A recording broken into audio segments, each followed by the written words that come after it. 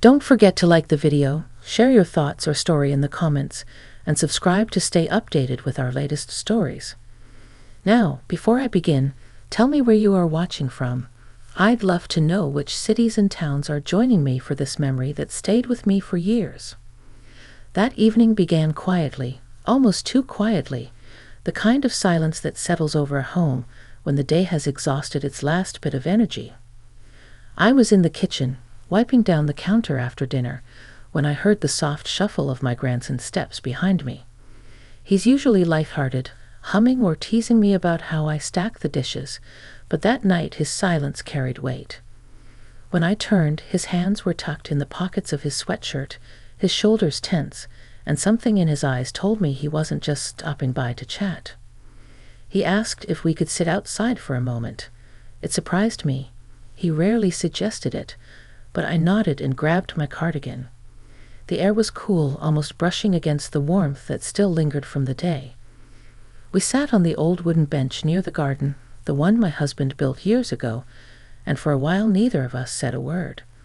We just listened to the distant sound of cars and the soft rustle of leaves moving with the evening breeze. When he finally spoke, his voice wavered slightly. He said he had questions, real ones, and he needed honest answers. The kind that adults sometimes avoid giving, especially to younger family members. I felt my heart shift in my chest. It's a strange thing. Realizing someone you've watched grow from their first steps is now standing tall enough to look straight into the truths you've kept tucked away for decades. He asked about our family, about choices that shaped us, about moments I rarely revisited because they carried both pride and pain. His words were sincere, thoughtful, and more mature than I expected. I could see he'd been carrying these thoughts for a long time, and something in his expression told me he was ready, perhaps more ready than I was, to face whatever answers I had to give.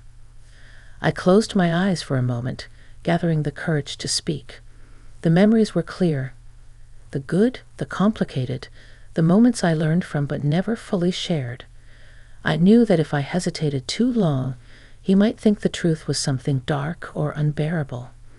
So I began slowly, choosing each word with care, aware that my honesty would shape not just how he saw me, but how he understood himself. The porch light cast a soft glow across his face as he listened. He didn't interrupt, didn't shift nervously, just watched me with a calm I didn't expect. The weight of the moment wasn't heavy in a painful way. It was heavy in the way life becomes when two people meet at the edge of something deeply human and decide to walk through it together. I told him what I could, and I watched as his expression softened. His shoulders relaxed, and the tension that had followed him into the kitchen seemed to fall away.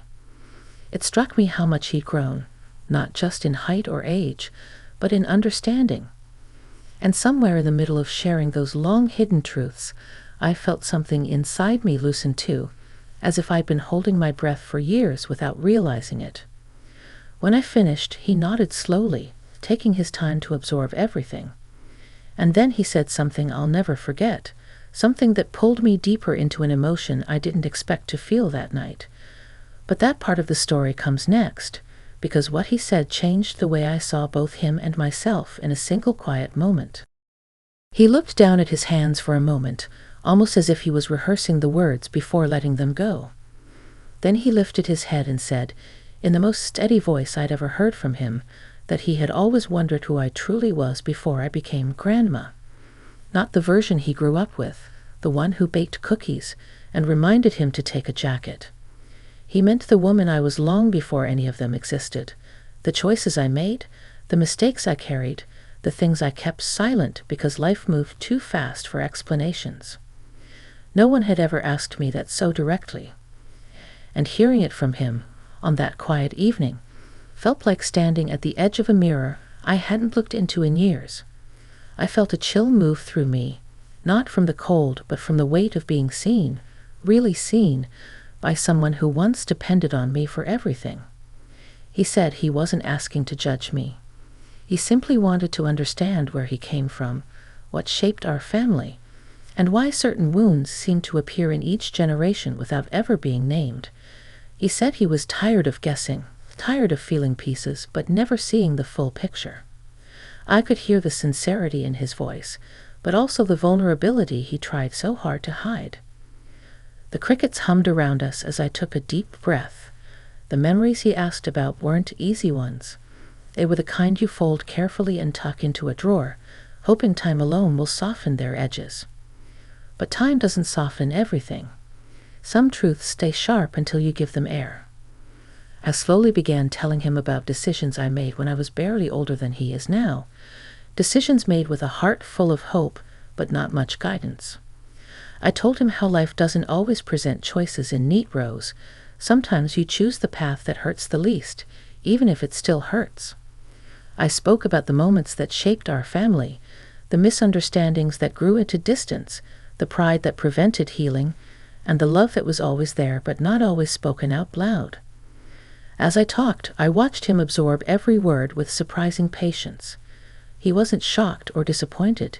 If anything, he looked relieved, like he had finally found the missing pieces to a puzzle he had been quietly struggling with for years. Then he told me something I didn't expect at all. He said he admired me, not for the polished version I presented to the world, but for the woman underneath it all. The one who had carried burdens alone so others wouldn't have to. The one who made mistakes and kept going anyway. The one who, despite everything, always showed up. Hearing that from him felt like a gentle hand on a part of my heart I had almost forgotten about. It had been so long since anyone looked at my past with compassion instead of assumptions. I didn't realize how much I needed someone, especially someone from the next generation, to acknowledge that my life before them mattered too. We sat in silence for a moment after that, the kind of silence that doesn't sting but rather settles warmly between two people who finally understand each other in a new way. And then, as if carried by the evening air itself, he asked one question I hadn't anticipated, one that touched a memory I had never shared with anyone, not even with his mother, not even with my own husband. That question is what changed everything about the conversation and opened a door I wasn't sure I was ready to walk through. When he asked the question, it was so unexpected that I felt my breath catch. He looked at me gently, not pushing, not demanding, just waiting with that quiet patience he had grown into over the years. His voice was soft when he repeated it, almost apologetically, as if he feared he had gone too far. "Grandma, what was the moment in your life when you felt the most alone?" It wasn't the kind of question you prepare answers for. It wasn't something he would find in family stories or old photographs. It reached deeper, into a place I rarely allowed myself to visit. For a few seconds I stared at the garden, watching the shadows stretch as twilight pulled the last color out of the sky. I could hear my heartbeat more clearly than the cars in the distance. There was a part of me that wanted to protect him from my truth, to give a soft, simple answer that made it seem like everything had always been stable and manageable. That's what we do as grandparents sometimes. We cushion the edges. But he had grown into a young man who deserved honesty, not half-truths designed to keep him comfortable. So I told him about a time long before he was born, a time when I stood at a crossroads in my life with no clear direction. I described the feeling of watching the world move forward while I remained frozen, unsure of what decision would keep me whole. I told him how isolating it felt to carry responsibilities bigger than my age, and how I didn't know who to trust with the weight of them. As I spoke, something surprising happened. Instead of sadness, I felt a strange calm settling over me. The years had changed the way I viewed those moments. What once felt like a wound now felt like a lesson I had carried quietly, shaping me into someone stronger, someone gentler, someone who knew the value of listening deeply, just like he was doing now. He listened without flinching, his brows furrowed slightly with empathy rather than discomfort. When I finished, he didn't respond right away. He took a slow breath, and I could see him choosing his next words carefully, the same way I had. He told me he sometimes felt alone too, more than he let anyone know. He said the world expected young people to always feel connected, always confident, always surrounded by noise and opportunity, but he didn't always feel that way. He said he carried questions he didn't know how to express, and worries he didn't want to burden his parents with. That was why he came to me that night.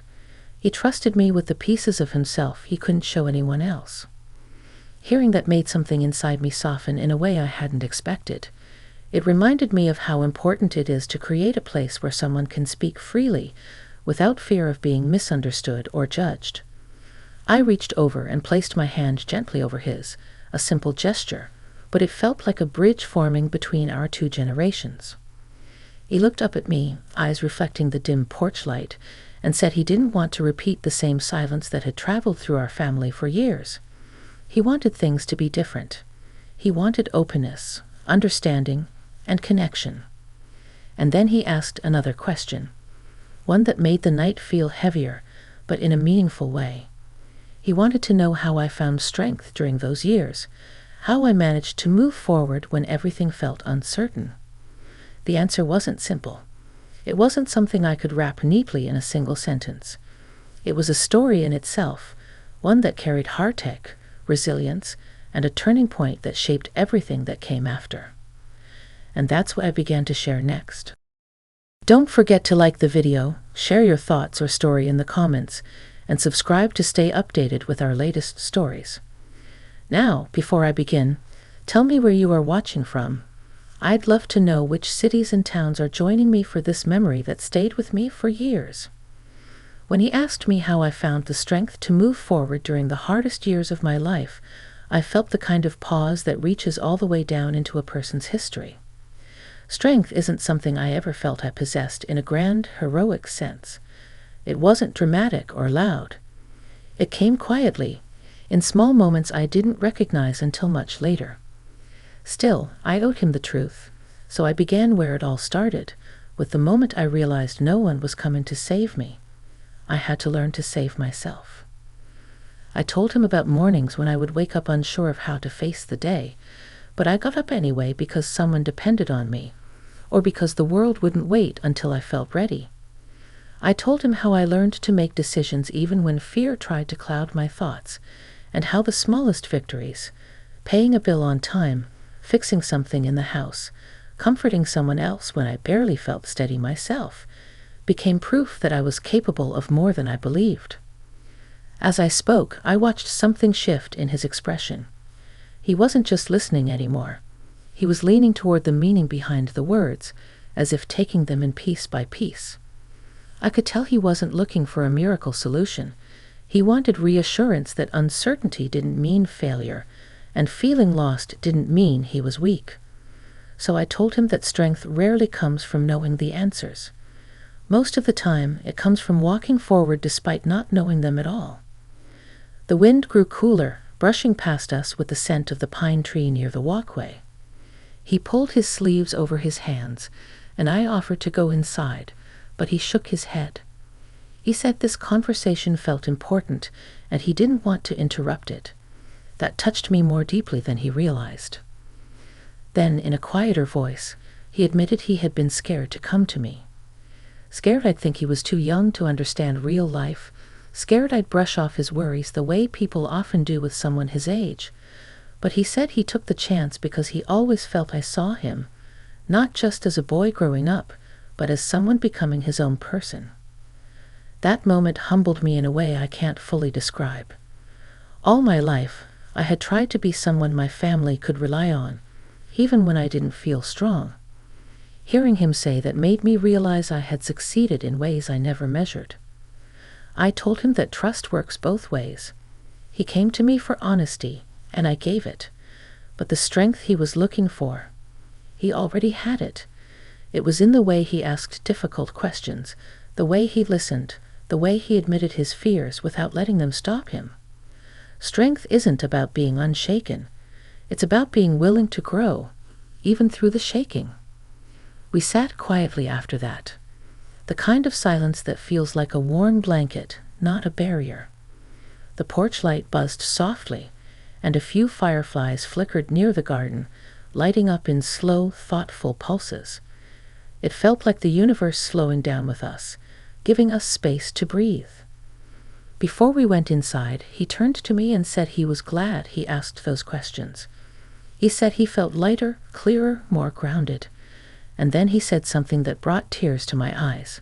Not sad tears, but the kind that come from feeling deeply connected.